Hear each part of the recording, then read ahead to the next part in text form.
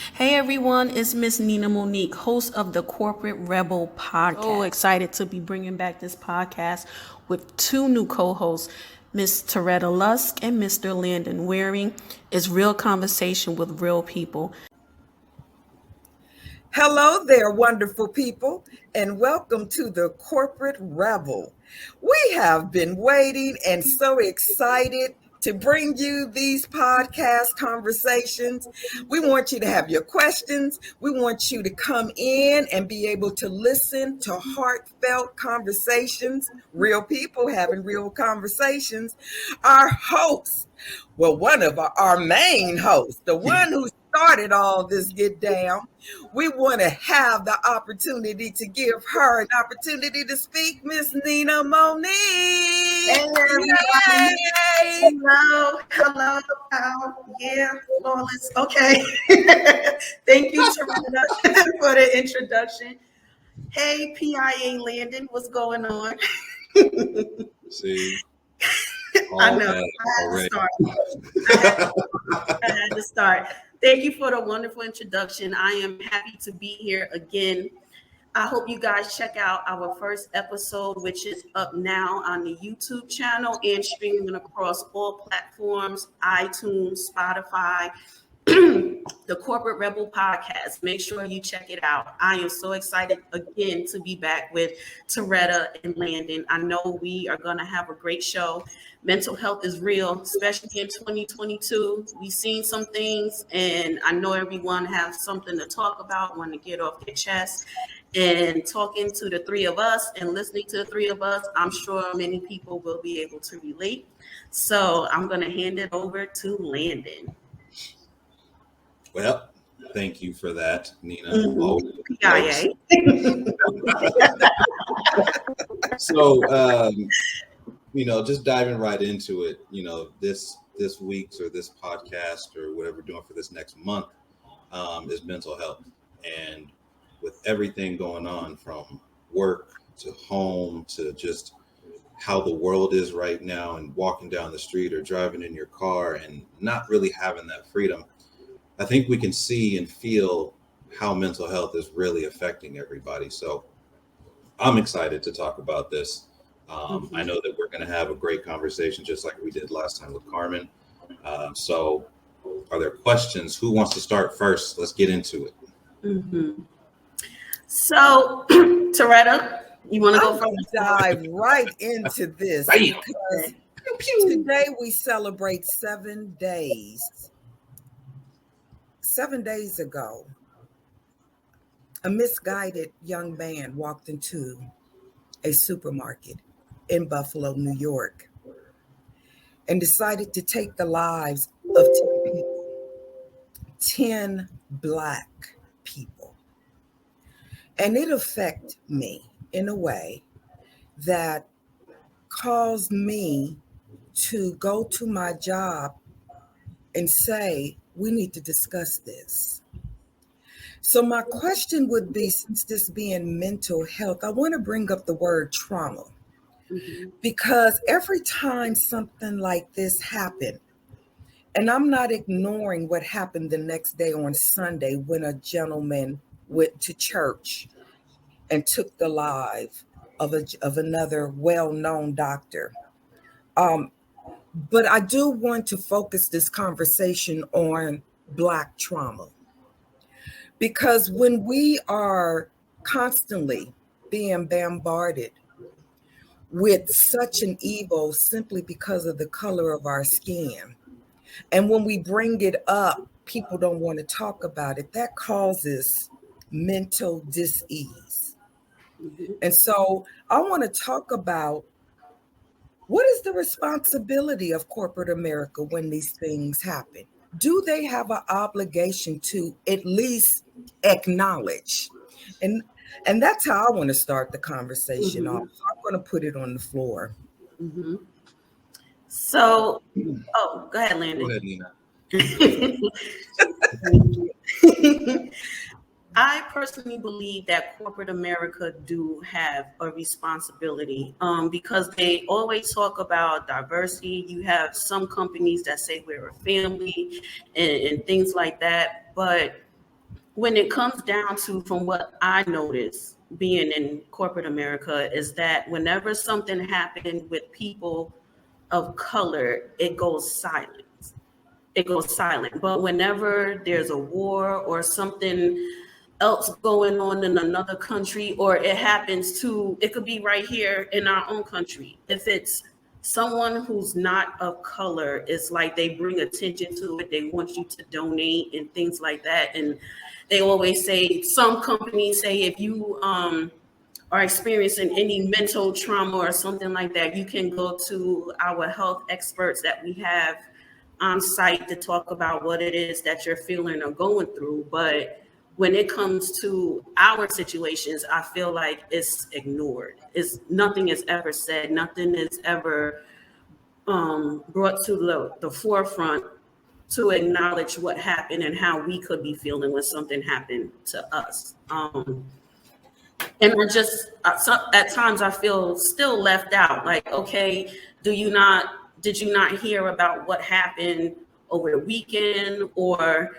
what happened the day before, whatever it may be? And I know they heard about it because they'll put everything up about stocks and everything like that. So you can't say you didn't hear it. So I do believe they have a responsibility to make everyone feel that they are, I guess, recognized, their feelings are recognized, and to let everyone also feel that they're not alone. And even though it's a corporation, we stand behind you, or, something along those lines. So I just personally feel corporate America do have a responsibility. I would have to agree. Um, I think I'm looking at it from more of a perspective of an understanding. I think with a lack of understanding comes a fear. If you don't understand something or how it works or how it operates or what it goes through on a day-to-day basis, you're afraid of it. I think that when you have diversity groups, if the powers that be or the heads of the firm or the company aren't on board with the direction that they're trying to go and claiming that they are encouraging diversity and actually executing hiring processes that show that they are behind and supportive of diversity and inclusion in the workplace, if you don't have that and they're not exercising that, it does make you feel some type of way. Like, am I actually valued? Do I actually exist here? In conversations we've had, I know that the common mindset is everybody is replaceable. Yes. Like, regardless of what you do, regardless of, if you're in, IT, or if you're an admin, executive assistant, or whatever, somebody can always fill your seat, like physically. But at the end of the day, that doesn't mean that they're going to supply the same level of customer service. It doesn't mean that they're going to supply the same quality of work. They're not going to have those relationships that you can build just by being a social person, or, you have more value than what your title is. And Absolutely. I don't think that a lot of people, I don't think a lot of managers, I don't think a lot of, those who have, the higher paychecks really understand what people really go through on a day-to-day basis. And so seeing something like a kid driving to a predominantly Black area, and actually the day before asking the store clerk if he was going to be there the next day so that he can come back and, do what he felt was necessary in his mind for whatever reason. And like, you come to work, and granted, it's kind of hard because even with politics, they say don't talk about politics. They say don't talk about religion. And I feel like, to me, that's kind of an excuse to not talk about what's really going on in the world and how it's really affecting people. So there has to be, in my mind, some type of obligation to make sure that the people that you're working with and the people that report to you are actually doing okay, because we're not. There's a lot of people that are not, and it's the personal stuff that they're going through. It's the times of the pandemic over the past couple of years. It's very hard for a lot of people to separate and find that work-life balance. So,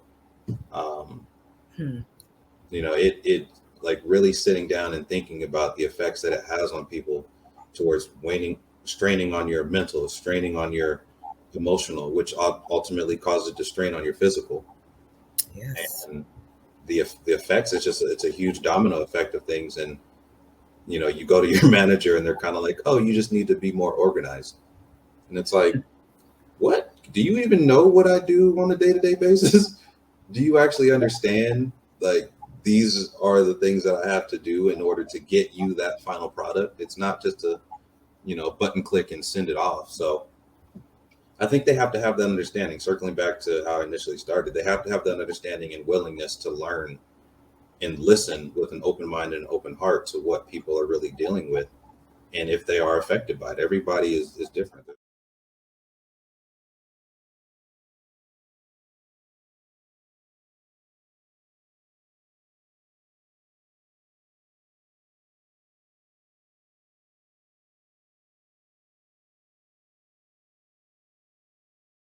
With and if they are affected by it, everybody is different. There's not a one size fits all. So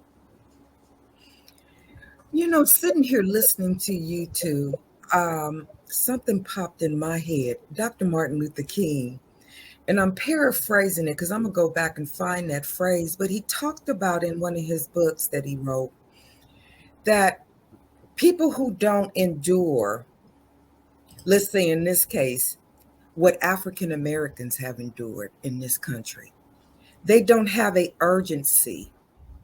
They don't feel that urgency to have, let's say, the hard conversations in order for the understanding to come. So, because they would never really understand what we go through. But if they put themselves in a position to listen and at least empathize with the journey, right, of what we go through as a people, what we all know we go through as people of color go through different things, correct? You have Hispanics fighting, you have the LGBTQ community. Everybody's fighting for not necessarily, how about this? A right to be who they are. Okay. And so, how do we have these conversations in the workforce? Because corporate America is just an extension of America, correct? It's an extension of it. It's governed by laws that are not necessarily fair across the board for all people. Okay, so how do we have these conversations, because it is taking a toll on mental health?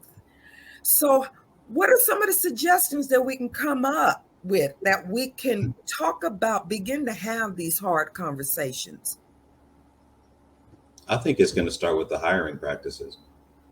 I think that a lot of the complaints that you're going to hear is that the person that they work for or the person that they work with doesn't have a complete understanding of what that specific job entails. And so they tend to be a little harder or hard on people, not really understanding, again, that lack of understanding. They don't have the understanding of the processes that it takes to get to the final product. Also, I think that they really need to take a look at who they're bringing on in those positions, because obviously you're not going to get along with everybody. There's just too many people in the world for you to get along with everybody. But you want to have, in my mind, if I was running a company, I'd want to have people that have people reporting to them and actually enjoy who their manager is or who their supervisor or who their lead is. Because then it's that person where it's like, okay, I'm struggling with something and it might not even be work related, but being able to have that person that you can go to say, I'm having trouble with this or I'm having trouble with that. Like, what are your suggestions? Like, how do you do it? How did you get to be, a manager, or how did you get to be a lead? And why is it that, you actually care? Like, we don't have a lot of people out there that care who works for them. Again, everybody's replaceable. So, I don't really deal with that for me personally. My manager is awesome. My manager is great. So being able to, talk to him, whether it's about sports and kind of take the edge off of work, or kids or marriage or finances or purchasing a home. And we talk about everything. So that keeps the work stress down while at the same time, and we're talking about it, but still getting work done. So if we have more managers and leaders that are willing to take the time to recognize the talent that's around them and actually give them opportunities to showcase their skill set and put them in places that they're going to excel in, I don't think that you have as much mental strain as we do now, because you're actually working with people that care about seeing you grow and giving you that opportunity. And you'll see the growth as a human. You'll see the growth as people. You'll see the growth as workers. You'll see the growth in your finances. And then you'll see the quality of work and the work ethic grow as well. So that's my standpoint on it. That's my story, and I'm sticking to it. All right now, Miss Nina Monique, we need to hear from you, Queen. I agree with everything Landon said. I do believe it start with the higher ups. It's their company, and I believe that they could control the environment. They have to know who they're hiring, who, like Landon said, who their leaders are. If you have poor leadership, you're not going to have much quality of work. People not going to want to come to work. They'll find ways to stay out, and because people won't feel appreciated. So I do believe that it's important to have good leadership, and it has to start way at the top. People who are not just about having a business to make money, but also trying to help people. Like I know, Terretta, one thing you're passionate about is what can we do for the community, and helping people. Like, let's do things to help the community and everything. And for me, when I'm in a company like that, or I'm around individuals that have that mindset, that makes me happy, because I love to give back. I love to help people. And it also could help recruit new people to come into your company. If someone see that your company is out helping people in their community, they're gonna find some way to work for you or want to work for you or something like that. So the way you treat people is what you're going to get back in return. So that's my opinion. Mm-hmm. Doug, you just brought up something. When we reach out into, especially our communities in which the corporation or the company sits in, Mm-hmm. and you go out, not just to the wealthiest part of that community, but to the underserved communities. Mm-hmm. I keep hearing that it's hard to get diversity at the upper levels Mm-hmm. of corporations. And I just can't buy into that. I don't believe it. Go out into your communities and you give to them, especially underserved communities of color, Mm-hmm. and you step in when they're, you step in at an age where they see you, you're visible to them. Mm-hmm. That gives them an option. They know that it's something available to get to.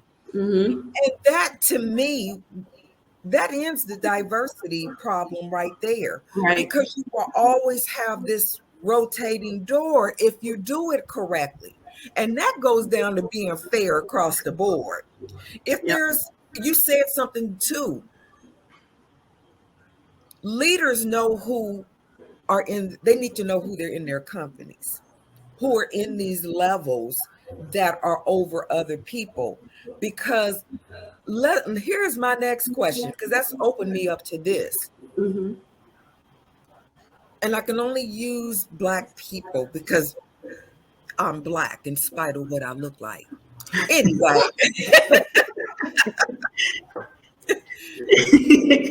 Let's say, you report to someone that don't look like you, Mm-hmm.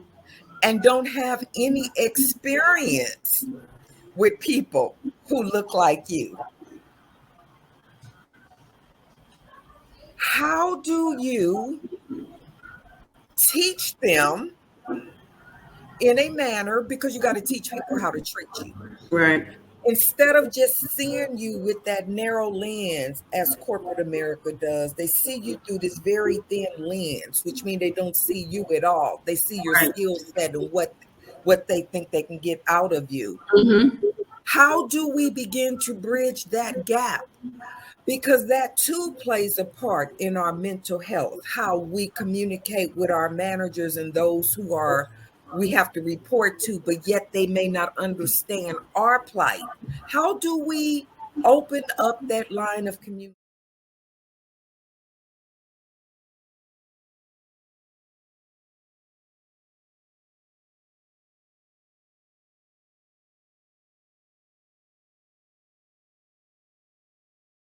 How do we open up that line of communication?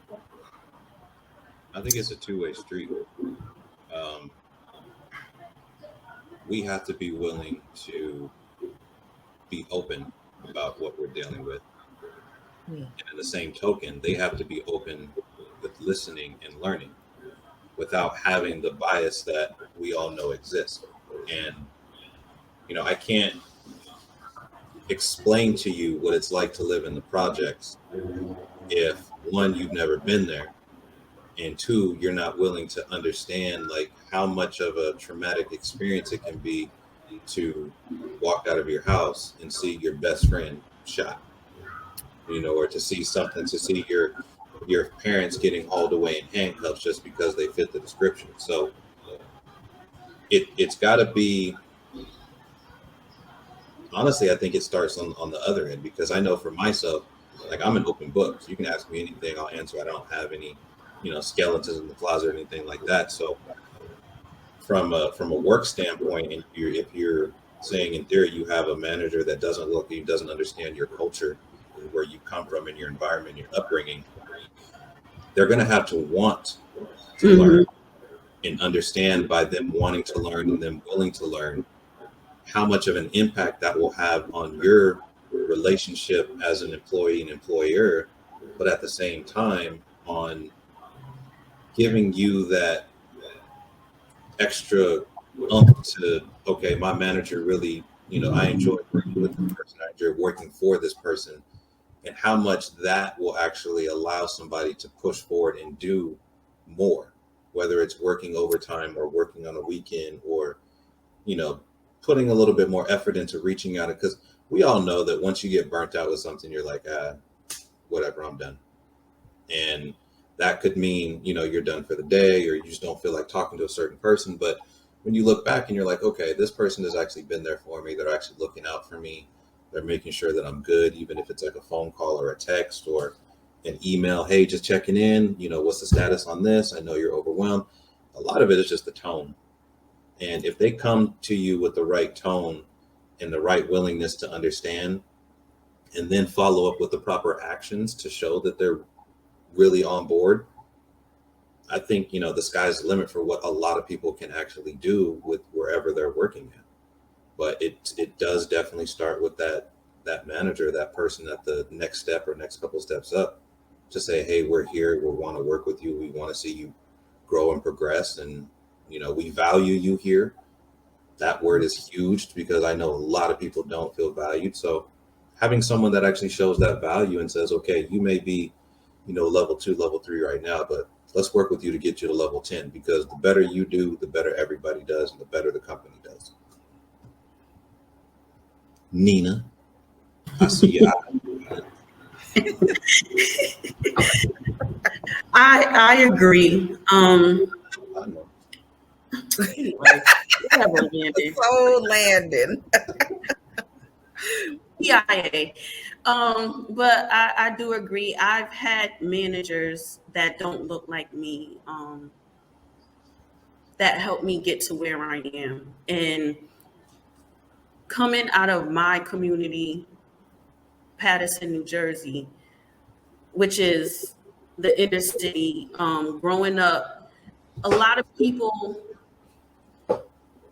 didn't really have those goals, of like getting into corporate America. A lot of people just settle for whatever they could find, because I've always heard they don't want us in corporate America. Like, what opportunities are really out there for me? You know, I would hear those things. So to me, getting, stepping into corporate America, that was like a big thing for me, because I always said whatever I learned, I wanted to somehow um, give back or go back and tell everyone what I learned in corporate America, so they'll be aware. Like, for example, when I learned about handling my finances and everything just from working in the bank, I would talk to my friends about it. Hey, did you know you could do this? Did you know you could do that?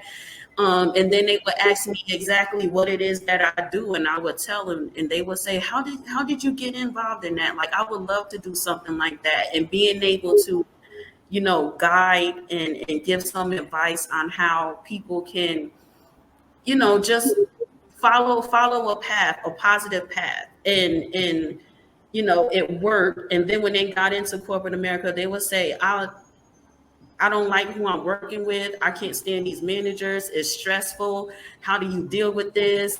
This person is racist and things like that. And I'm like, I'm sorry, I went through it too, but it is like, it's just some things you can't change, in my opinion. I could talk to someone blue in the face about what goes on in my neighborhood, where I came from, my steps of getting to where I am now. But if that person is just the type of individual that's going to see me as a person of color, I personally feel I can't change that. That's who they are. And to me, I always believe in that saying, you can't teach an old dog new tricks. And, it's difficult. I believe I told you in Landon this before, that I really just don't have faith in people like that anymore with everything that's going on. So I guess my view of things is kind of, I guess it's been, what's the word I'm looking for? Help me, Landon. Oh, now you want my help. It's not all positive like it used to be, because I've seen too many things, in the workplace from my past work places of employment. And I just kind of shut myself down, because I always said, why do I have to teach another adult, or talk to another adult about something that's common sense to me? How could you mistreat someone because of the color of their skin? How can you, especially with all the changes that we've seen of what people of color have overcome and what we accomplished? Like, why do I have to explain to you why your views are, unfair and unbiased? I don't know if I'm making sense. Am I? It does, but a lot of it too is, Terretta said, how do you change somebody from looking at it through their lens? It's kind of the same thing for us, because a lot of people, a lot of minorities were groomed with a certain way of living and grown in a certain environment, to where it's almost like you always have to look out for yourself. You always have to protect what's yours, because everybody's out to get it. So with what you're saying, I get it. Like, I shouldn't have to tell you or inform you that what you're doing is having adverse effects on people that look like me, and maybe even others that don't. Right. You should know that as an adult. But if they are groomed to think that their way of living is how it's supposed to be, who are we to tell them that it's wrong, especially when they are groomed to assume that we're the minorities, that we're the ones who are supposed to be submissive to them. And if you look in the history books, if you look at, how we got to this point, everything has shown us as the ones, as basically the stepping stones. And, you mentioned that, and I was watching a video, many years ago, and it was Charles Barkley. It was Charles Barkley and an older white gentleman, and it was a younger Asian guy and another older white guy, and they were talking about race in America. And both Charles Barkley and the Asian guy, I don't think it was all three of them. I think it was two separate videos, but both of them kind of asked the guy, like, so you legitimately don't like me simply because of the color of my skin? The guy told him, like, yeah. He's like, that's how I was raised. Like, I'm the dominant one. You're supposed to be the submissive one. And so I think they asked him, like, you do realize, like, how kind of crazy that sounds, that because of how you were born or what you look like, that makes you, you know, better than me. And so the Asian guy ended up bringing up a point. He said, a lot of stuff that is in America is because of minority people. So the white guy's like, yeah, because we allowed it to happen. And he goes, so you don't think that there's one person of color or one like minority that is able to run a company or anything like that? And he was like, if I have the power, why would I give it up to somebody who looks like you? If I have the power to basically give my family generations and generations of being able to make millions, why would I give it to you? And if you think about it, like, if we were raised with that mentality,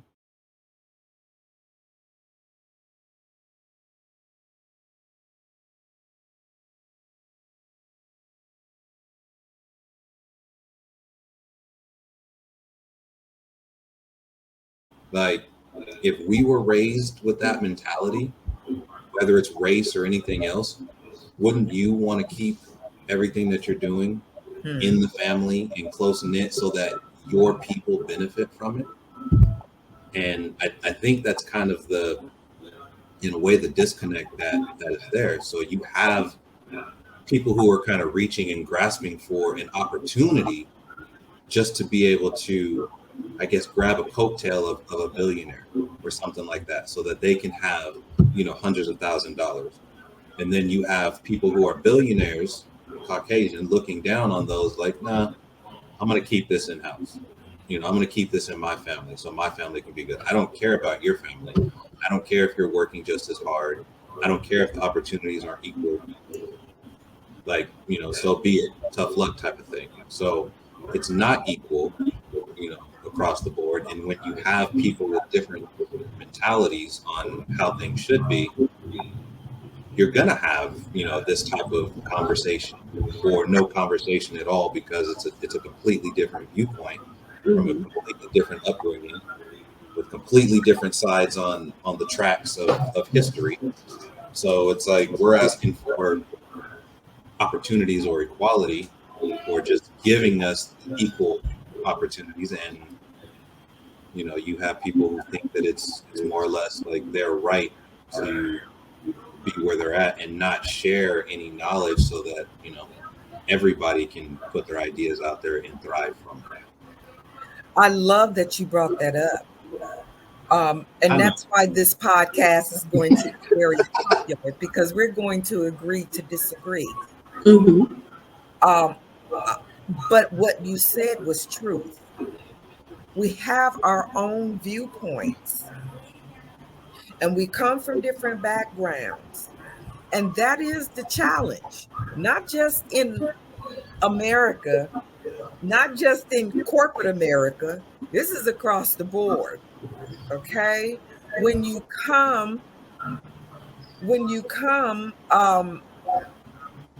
from a particular viewpoint, got to remember, when you're a child, everybody around you sows into you their ideas. Okay? Then as you grow and figure out who you are, you begin to throw out what no longer serves you and start adding to what is who you see yourself as.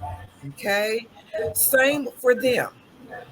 And I'm bringing this up because, as I have seen in the company that I've worked in, I find it very interesting that we can be looking at a same thing and walk away with totally different viewpoints of what we saw. I know what it looks like for, and I'm just going to use some names. Let's go with Holly. There's Holly and Shaquita, and they both apply for a job. Now, let's say they both get it, and they come in on the same ground, same position. But Holly's making more, not because of her skill set, because of the color of her skin. Okay. And Shaquita, simply because they knew her name was Shaquita, they attributed that to a sister girl. So in her interview, they quoted her $5,000 to $10,000 a year less. And she may have had more skill set. Okay.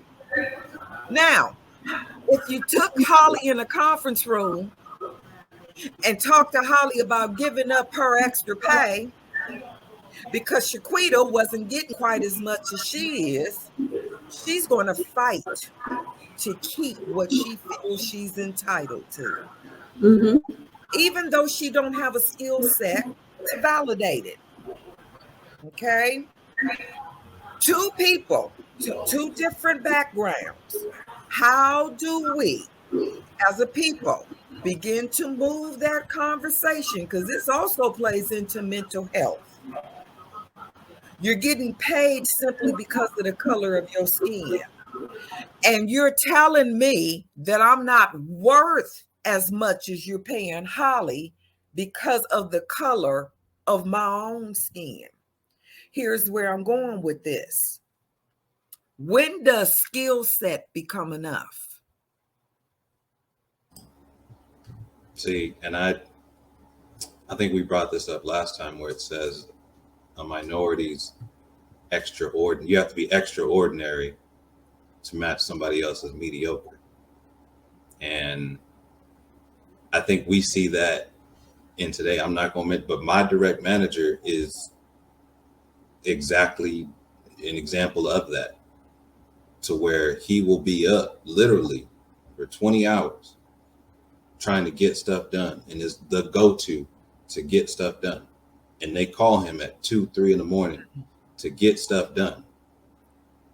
And you can't really say that he's being paid accordingly, in my opinion, for the value that he actually holds.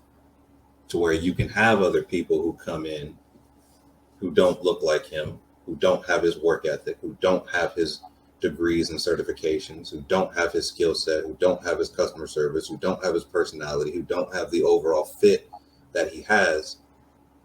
But because of what they look like, or even maybe because of who they know, they're getting hundreds of $1,000s more to basically call and ask him what needs to be done.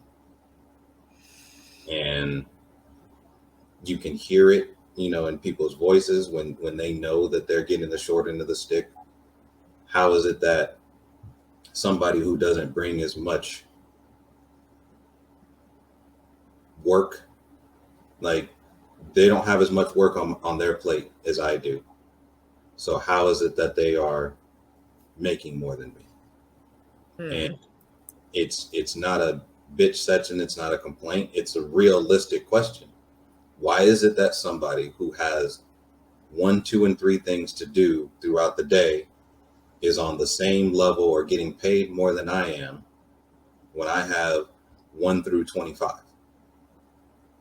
And the things that I'm doing are one of the things that, I'm responsible for are more important and more valuable to our department or the firm than all 3 of those things combined. So, make it make sense. I don't know if there needs to be policies put into play or what, but a lot of it depends on them just pulling the trigger and making things right.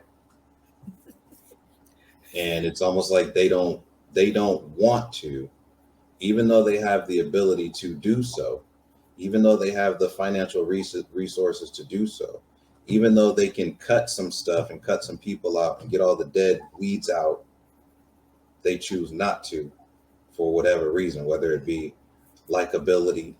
I want this person to be a manager because I like him, not because he's a good manager, not because she's good at, training her people or getting them to the next level, but because I like them. So they're going to stay there, and everybody else basically has to deal with all the negativity that comes along with them. And I don't want to hear any complaints about it. It definitely will wear on your mind And I think there's a couple of choices or a few choices that people really have. If you really think about it, it's one, are you going to stay and fight for, getting that equal opportunity? Two, are you going to just sit there and take it? Or three, are you going to leave and go somewhere else? So you never really know until you're in that environment where the grass is actually greener. And I think that especially in the pandemic, people were scared and they were afraid.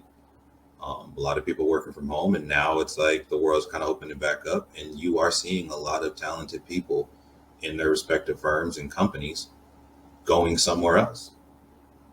And when you talk to them, you can hear the weight has been lifted. And you're sitting here trying to work with your manager or work with human resources or work with whomever to say, don't let that person go.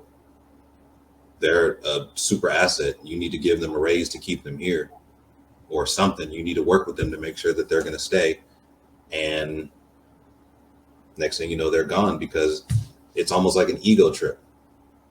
No, we can replace them. We can bring somebody else in to do the same job. And so now you're losing time of all the process and procedures you put in place and how they've got everything to where it is. Now you're taking several steps back. And all that stress is going on to somebody else. When you already have people here who are willing to do with the company's BS, they just want more of a fair shake.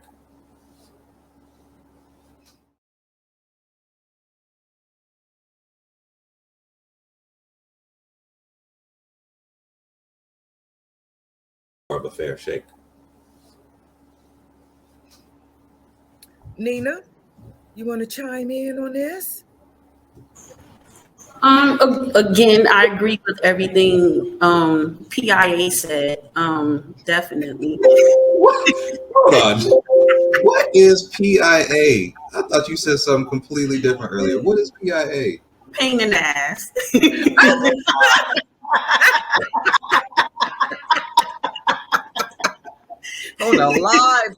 On a live pod. I mean, on a podcast. Wow.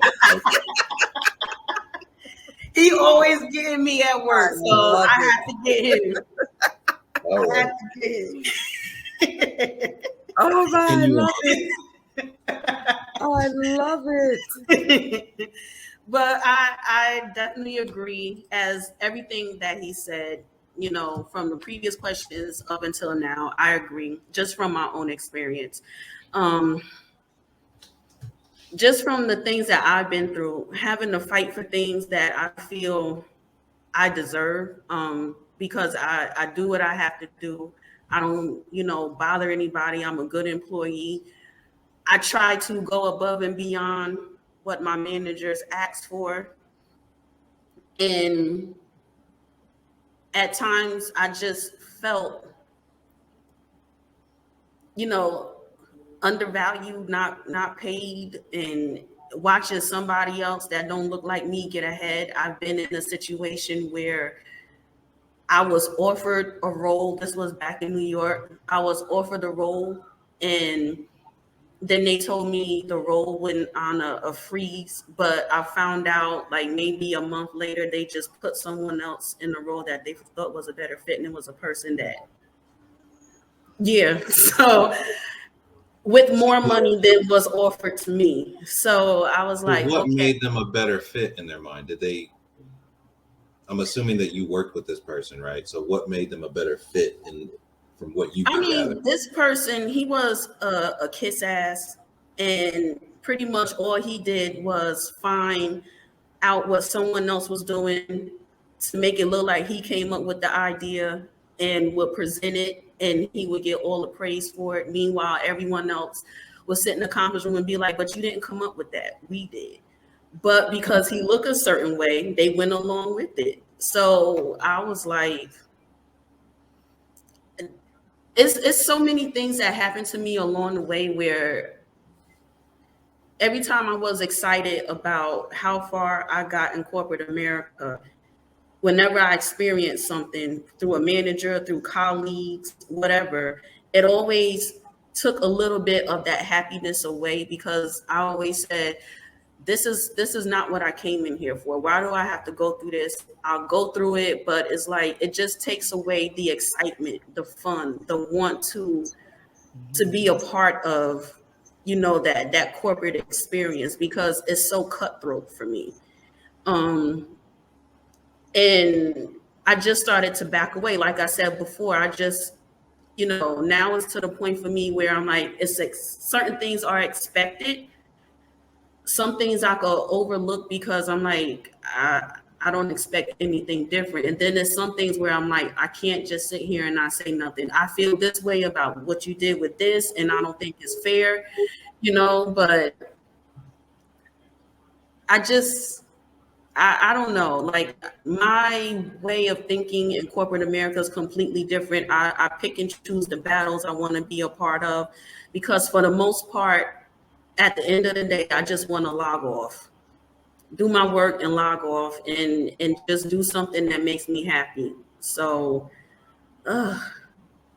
Like that's me. Yeah, that makes me happy. See, now it makes sense as to why you treat me the way you do, because Whatever. all the bullshit you went through in corporate America is my right. I got it. It helps. When I see a pathway to get you, that's what I'm gonna do. And then you'll let everybody know. Then you'll tell everybody I'm the one who starts it. I'm but you are the one who started. No, you can't take it back. You are the one that started. I'm just following your lead now. I'm gonna take the lead and bother you. All bad. But I know we're winding down, but I'm looking because I want to give the audience a little bit of, when we talk about the corporate rebel, okay? We're in an industry, a corporate industry, no matter what that is. Right. And it's two mindsets. You just described one. Get in, do what you need to do, and get out. It's just making my living, me making my money so that I can afford the type of lifestyle that I want. That's one way.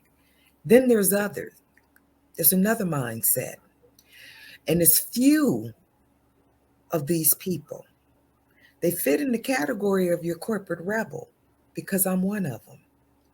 And I say this because although we're fighting for the same thing, our backgrounds are a lot. All three of us come from very different backgrounds. And I always use the story, I was not groomed for corporate America. I was groomed to be an evangelist.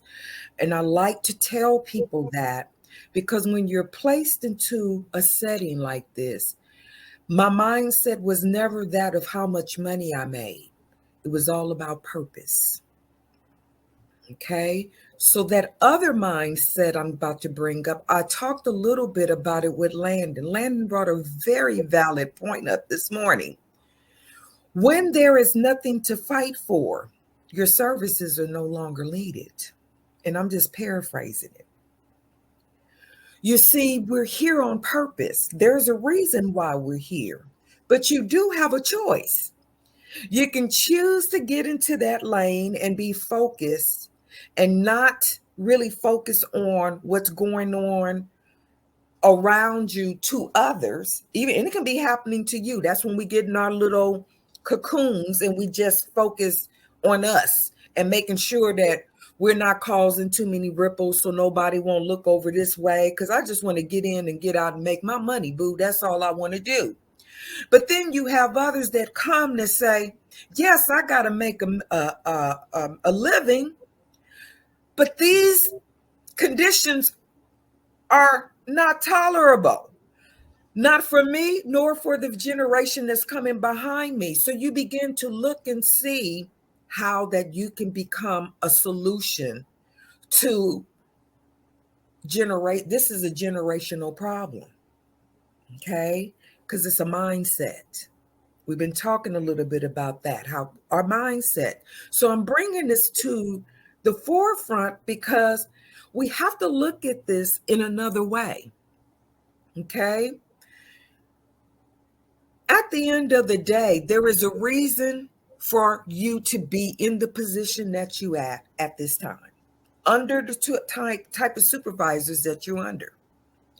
You can choose this opportunity to make your money, but to also be that corporate rebel, because change cannot come about unless you shake it up. Okay? You got to shake it up. That's what Martin Luther King was talking about. You don't have this urgency because it's not happening to you, which means the people that it's happening to, we got to bring that urgency to them. Okay? And how do you do that? You keep shaking. You keep shaking the tree. Make them coconuts come off so you can go and sell them. Okay? But you see what I'm saying? It happens slowly. Historical change takes time. So I want us as corporate rebels for this to be on the forefront of our minds. All corporate rebels across the board. I'm writing a little something for Miss Nina, but I talk about being in them unseen seats. See, all three of us have the power to influence. That's a powerful gift. We have giftings that can help move a whole generation forward. But at the same time, there's another mentality that's saying, we done been through this too long. But if we really look at it, guess what? Segregation haven't been that long ago. Jim Crow laws wasn't that long ago. So here's the question, corporate rebels. We can talk about what's going on, but what is your position in it? What do you bring? What makes you valuable to be called a corporate rebel?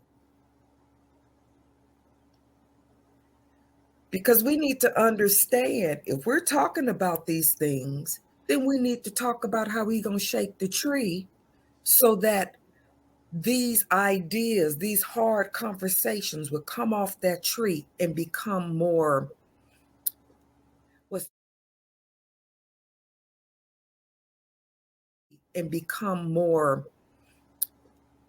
the word? Palatable for conversation.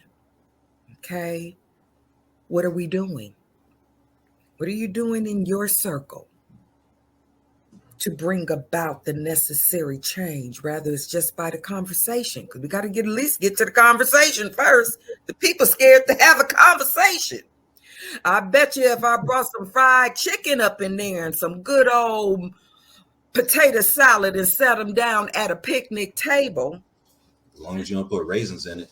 Right there. I'll put some on one side and some not on the other. But what I'm saying is when you can get people in a familiar kind of laid back kind of atmosphere and let them feel safe enough to tell their truth, then we can begin to have these conversations. And sometimes they may look like one person at a time. You mean to tell me that watching Blackish isn't enough to understand Black people? That right there. No. I hear what you're saying. I think it kind of goes back to what we said earlier on in the podcast, is they have to be willing to listen with a heart and the intent to assist in change, because it is going to take the strength in numbers, not just for minorities, but everybody. Everybody has to be on the page of, this is something that is going to be good. This is something that's going to be beneficial for everybody involved. It's not just minorities, it's everybody, because there are Hollies out there that aren't getting a fair shake, that aren't getting a fair opportunity. And to me, I don't see how that makes sense, because if your mind is what is allowing you to do your job at a high level, it doesn't matter if you're red, green, blue, white, an alien from Jupiter. If you can get the job done, I don't care what your name is. I don't care about your, I don't want to say I don't care about your environment, because that's, if you're able to be beneficial in a positive light for us, then you are welcome. Nina. I was laughing because you changed it to PIA. I just would not say. You pay attention. I did that a while ago. Y'all are too much. Oh my goodness. Mm-hmm. It's okay. It might stay on here for a while too. Oh my Good, because it fits you. It fits you. Landon PIA wearing. Perfect. Use my full government name. It fits you See, perfect. these are the type of conversations that we need to have with people who don't have that understanding, to see how such a serious topic as mental health can be also lighthearted, and understand that it's really not asking for a handout. We're not asking for you to give away anything. We're asking for you to open up an opportunity so that we can show you that we can earn what we should be able to obtain. Mm-hmm. And I think if that mindset is changed, you might actually see a lot more traction. But even what we're dealing with in our corporate America, we see that the suggestions and the recommendations are kind of going in one ear and out the other. And it's all, in my opinion, because of what we look like, and the bias that is surrounding, and the stereotype that is surrounding those that look like us. And that lack of understanding creates a fear of, what if we give them too much power? And see, that's where, not to cut you off. Go ahead, Landon, finish. No, you good. I'm done. Okay. I don't want to talk to you anyway. You know what, Landon? To Terretta's point with that, where you said like the mindset, you have the ones that I just want to come in, do what I have to do, make my money, leave me the hell alone. And then you have the ones to shake the tree. But it's like what Landon said, when you have people in power where they'll see what's going on and turn their eye and, really not care. It's like, how much fighting can you do? It's just, they know what's going on. They just really not making the effort to assist you to help them make the employee experience better. So it's like, how much fighting can you do for someone or towards people that don't care? I don't know if I'm making sense. I am? Absolutely. Okay. You absolutely are. I mean, a little bit. Shut, Landon, you know what?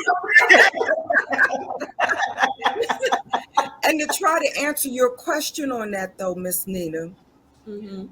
because we're going to all be playing the devil advocate at some time in this podcast. Mm-hmm. Okay. I get that. I get tired of fighting a lot of times.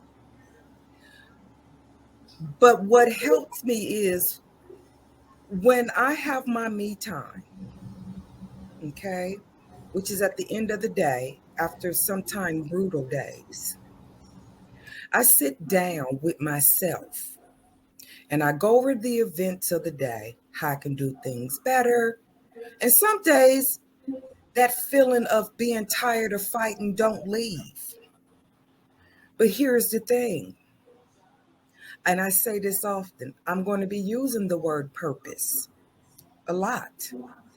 Because when you're focused on your goal, okay, which whatever that is for you, for me, it has always been, I need to say something to at least cause people to want to at least think.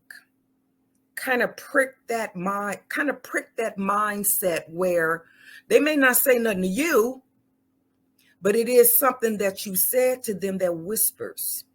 And if you know anything about a whisper, I'm finna go wisdom here with you guys. Every February, we celebrate Black History Month. And we're hearing the echoes of our forefathers before us. Okay? It started as a whisper. They whispered when they were in cotton fields. They whispered in the master's house. It's now an echo that comes through eons of generations. And they're still talking to us in this present moment, where we look like we have made progress. As we can see today, we're still fighting for voting rights, which means, here's the question: did what they do in their tiredness, if they stopped doing what they did back then, where would we be where we at now? We have to ask ourselves, where do we fit in the grand scheme of things? Because we tend to think of what's just happening around us now. We are here on the shoulders of our ancestors. And had they not did and said and died and been tired back then, we wouldn't have the rights that we have today. And what we're doing today will make it better for another generation coming behind us. That's the focus we have to keep. Because if they can get us off our focus, guess what? They won. We got to take back what's ours. See, they're sitting in seats that belong to us. They worked our ancestors' backs to sit in CEO chairs today. We have a part to play. Find your spot. Remain focused. Don't worry about what they doing. And that's easier said than done. Because I be wanting to catch cases. Y'all need to start frying fish. Because there's some days I be wanting to go smooth to the left.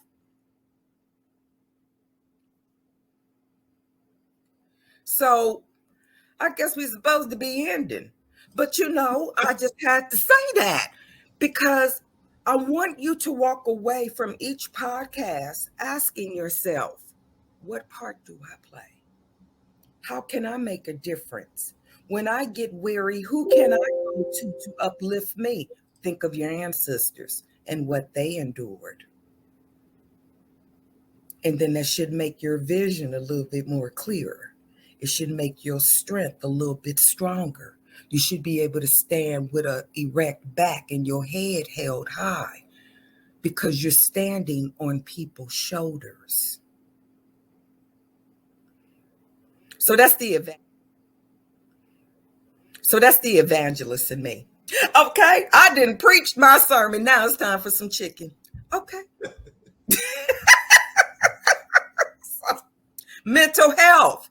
Let's keep it real. Let's keep it raw. But let's have some fun with it because we all are faced with it, rather in ourselves or somebody close around us.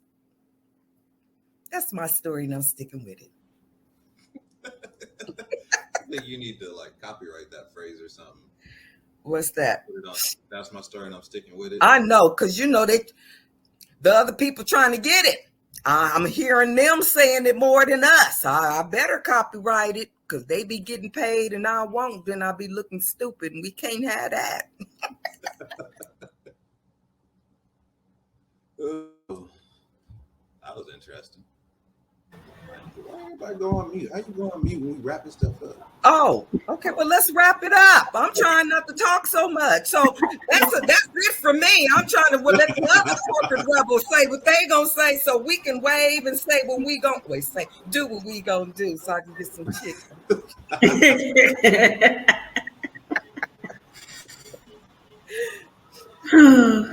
Okay, Landon. What? Anything?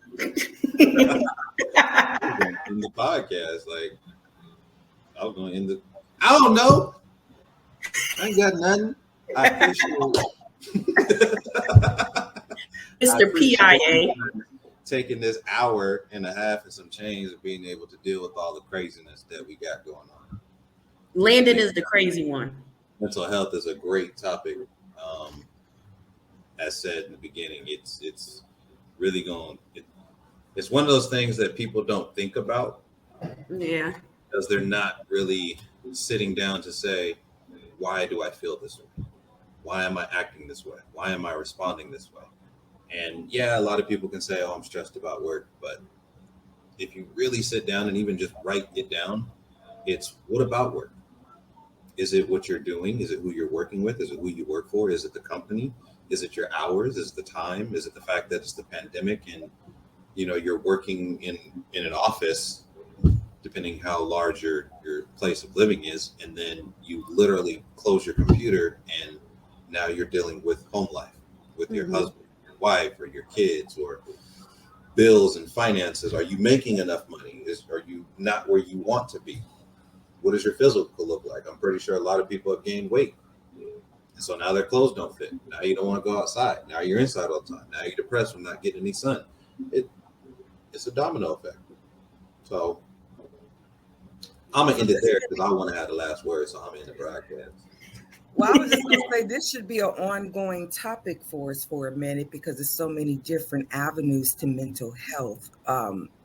But I do know the whole month of May is mental health month, right? Mm-hmm. Okay. Well, our next taping is not till June, I don't think, right? Yeah, June. But whatever. We're going to keep this conversation going. That's all I'm saying. Maybe not today, but we're going to be tapping into this again, I'm quite sure, in the near future. So that's all I have to say. Yeah, and I think for me, the only thing I want to say is that it's, as I said in the beginning of the podcast. Oh, wait, Linda, did you do that? Oh my God. Yeah. I can't.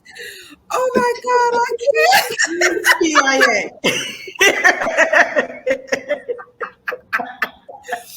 Oh my God, people just ain't gonna believe this.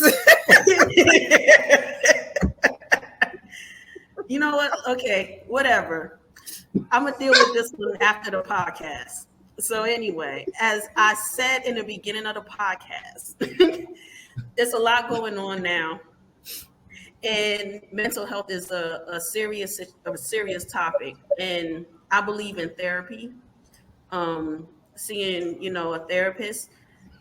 I think at least everyone should experience it at least one time. To talk to someone, because there are real situations going on out here in the world. Every day we turn on the TV, we see a mass shooting, we see something with corona or something new coming out. A lot of people are literally like just going batshit crazy. So I just think personally, everyone should, have a therapist on speed dial, or just look into having one, speaking to someone, just to get that extra help and having that extra ear. So that's all I wanted to say. Well, I think our new get down should be, because our motto is real people having real conversations. So maybe that's what we should be ending on. What you think? I agree.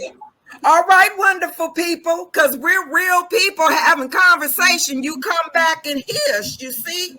You see, that's all wrong. You come back and hear and see us, you hear? Yeah, you will never.